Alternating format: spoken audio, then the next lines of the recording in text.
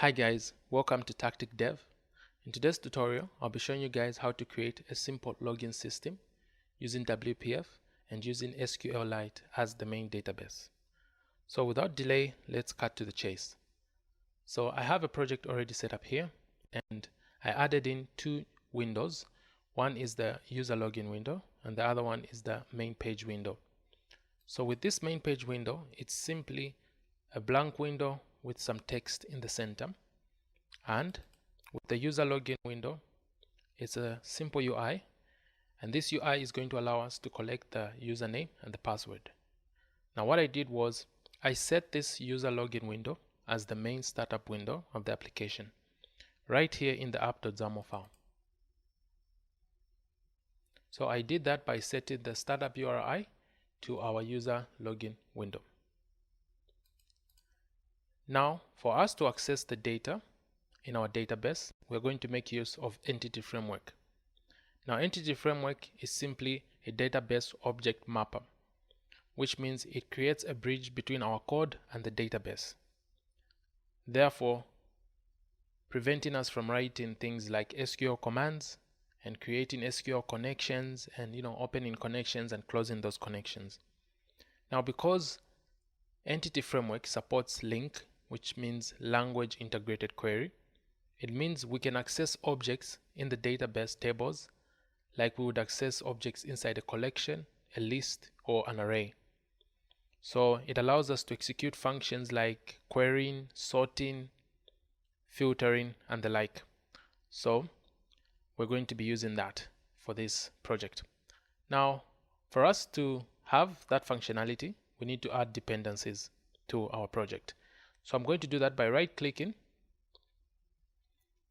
the project file and going to Manage NuGet Packages. Now here under the Installed tab, you can see I have already installed these packages: Microsoft Data SQLite Core and Microsoft Entity Framework SQLite. So if you don't have these packages, you can just click on the Browse tab here and search for the packages and install them. And with this UI, what I did was I set an event handler on this button with a click event. So if we take a look at the code behind, there's an event handler here whenever the button is clicked. So we're going to be implementing some of that logic in this handler. Now what I'm going to do is I'm going to create a class that is going to be responsible for connecting to the database. So I'll go to the project and add in a new class.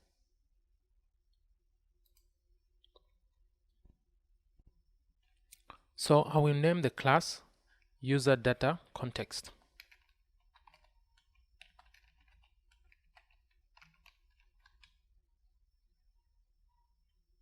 So what I'll do is I'll change the access modifier of this class to public. And this class is going to inherit from the DB context class.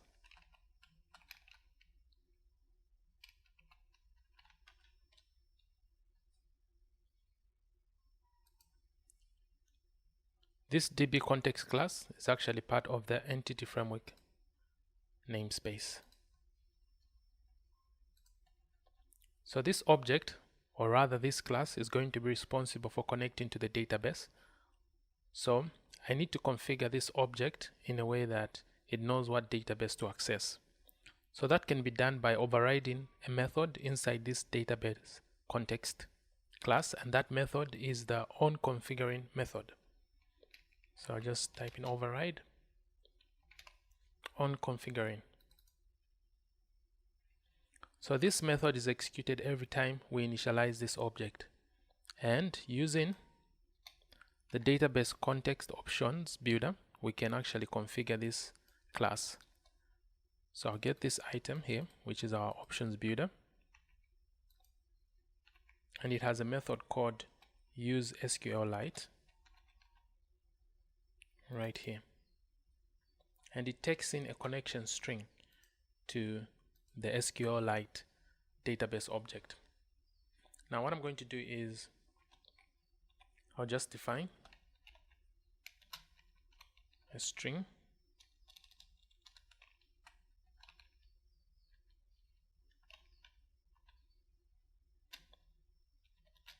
So our data source will be a file named data file.db.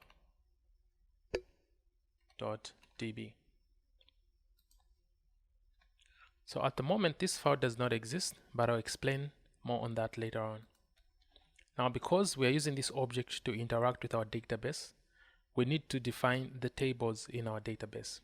So I can do that by creating a property, and this property will be of the type dbSet.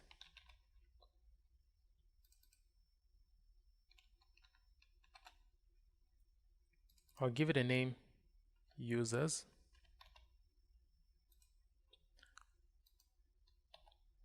Now we have a property here called users.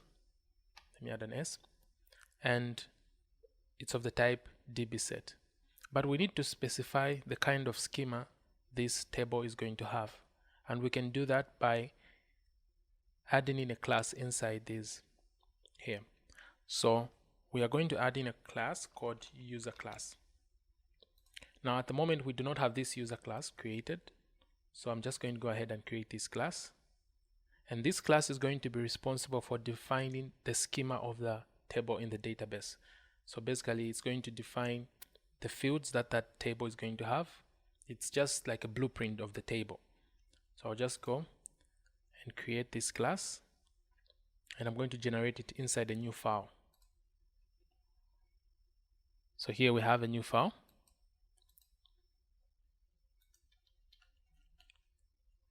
So I'm going to add in a few properties.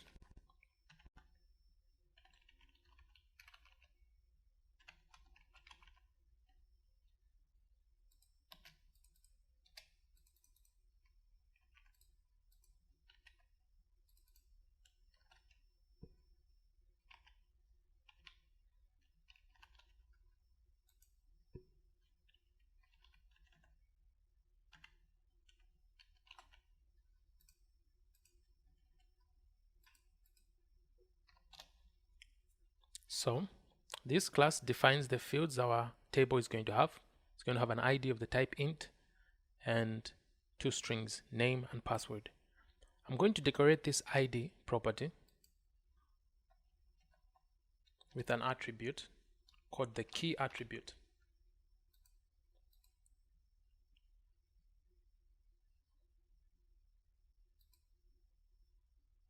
I'll add in the right namespace, which is the system component model data annotation. So what this does is it tells our database context object that this field here is a key, which means it will be unique for every entry in the database. So this prevents errors when we have a duplicate copy in the database, so that the database can know which file you're trying to reference. So it's important that you add a key. So let's go back to our user data context here, and we define a table called users, and we give it a schema or a blueprint, which is the user type here. So that's it for our data context object. Now this file called datafile.db does not exist. So for us to query information or data from this database file, we need to ensure that it exists, and we can do that by creating this file whenever the application is starting up. So if the file doesn't exist, we can actually create it, and we can do that in the app.xaml.cs file. So right here, the application class has got a method called onStartup method. We can override this method, and this method is executed every time the application starts up.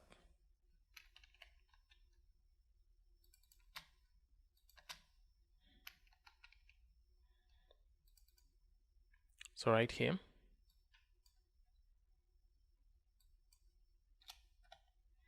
so we can write the logic to create the database file every time the application starts up. But thanks to Entity Framework, there is a class that helps us to do that, and that class is called the database facade class, and it's found inside the namespace Entity Framework Core infrastructure. So inside this namespace is a class called database facade.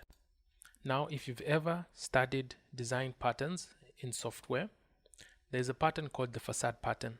So what the facade pattern does is it simplifies complex implementations, and these implementations may actually depend on a lot of subsystems. So what the facade class does, it offers a simplified interface. So in our case here, this facade will be responsible for ensuring and checking if the database file exists. And I'll just give it a name.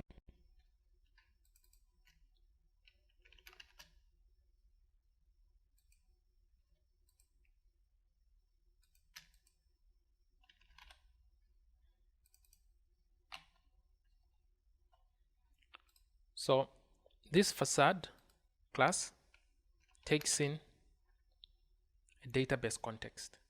So I'm going to add in our user database context here. Okay. Because when creating that file, it needs to know what type of database context we have and the tables and everything inside that database file. So we give it this class here that we created earlier on. And it has a method called ensure created. So this ensures that the database for the existing context exists. If it exists, no action is taken. If it does not exist, then the database and all its schema are created. So it means all the tables in that database will be created. So we do not need to write any logic, so this is enough. Now we can go back to our user login here. So what I'm going to do is I'm going to implement the click event on this button to query information from the database based on what the user inputs here, and gives access to the user if those credentials exist. So I'll just go to the code behind. So inside the code here, I'm going to add a method. I'll give it a name, grant access. So this method is going to create a window, and this window is the main page window. And once that is created, it's going to show that window.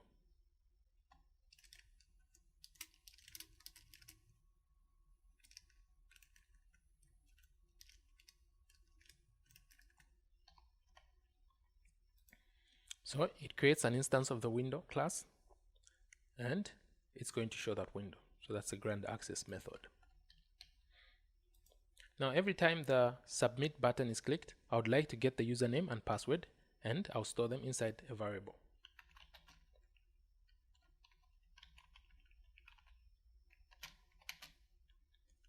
So getting the text box element, which I gave a name, username text, and I'll get the text property of that text box and assign it to this username.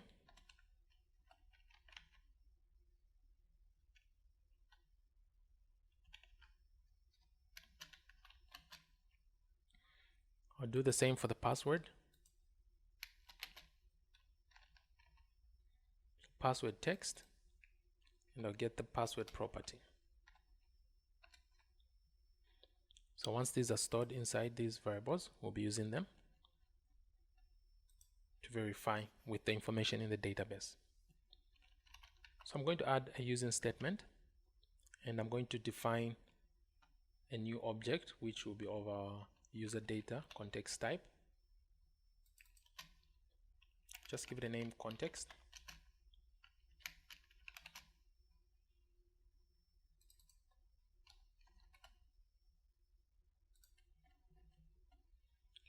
So I'm going to define a Boolean variable here inside. I'm going to give it a name, user found.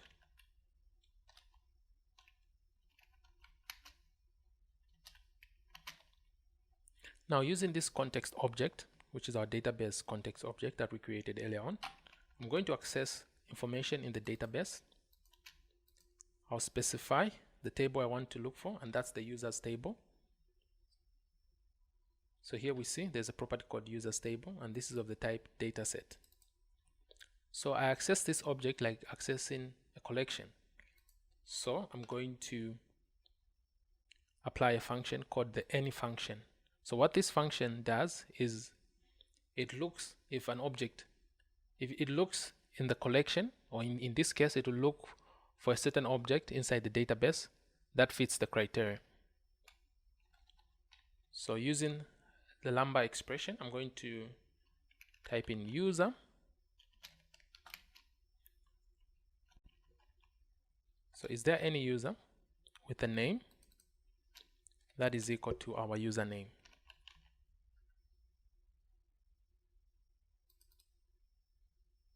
So if this statement is true,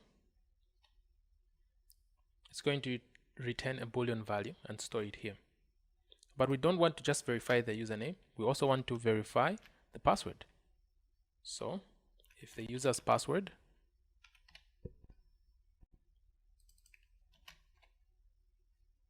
is equal to the password that we got from our text box.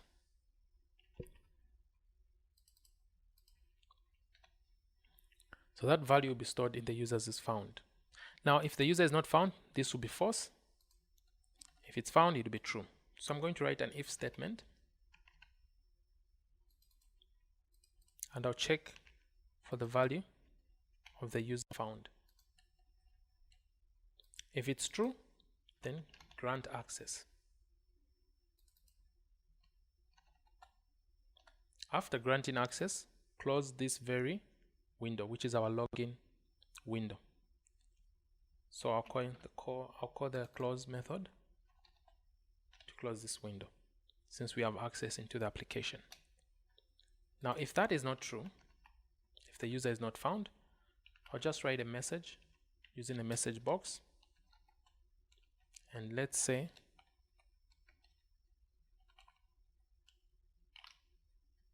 so there's a function called show, and we say user not found.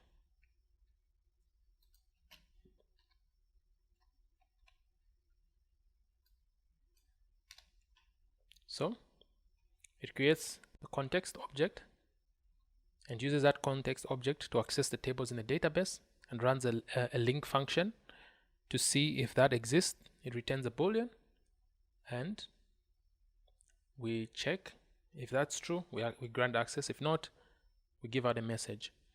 So what this object will do, it will create an SQLite command and do all the data querying behind closed doors without us having to worry about that. So what I'll do is I'll try to run the application and see what happens.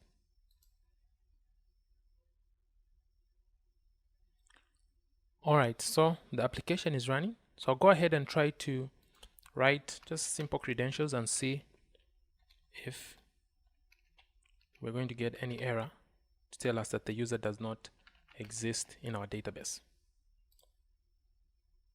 And we see user not found. So at this point, we know that the application created the database file and created the necessary tables in that file using the specified schema, but we did not have any entries in that database. So we get this error. So what I'm going to do is I'm going to manually add those entries in the database. So I'll use an application called the DB browser for SQLite. So I'll open the file, and we know that the database file exists in the execution directory of our application. So right here, I'll go to my source code, and we know that the execution file is found in the bin folder, debug, and we see that our file was created right during the startup of the application. Wow, and you can see under tables we have a table called users.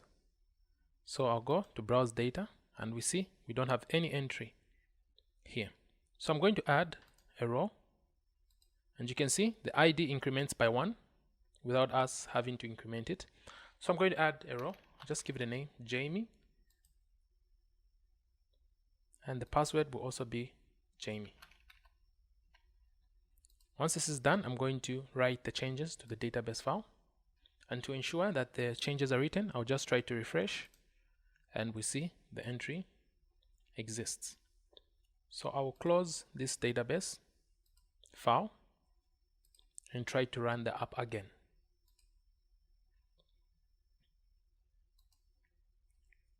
So I'll type in the name and the password. Wow, and that's it. It opens the main page window. So that's it, guys, for today's tutorial. So using Entity Framework, we can access a database without writing any single line of SQL commands. So until next time, have a good day.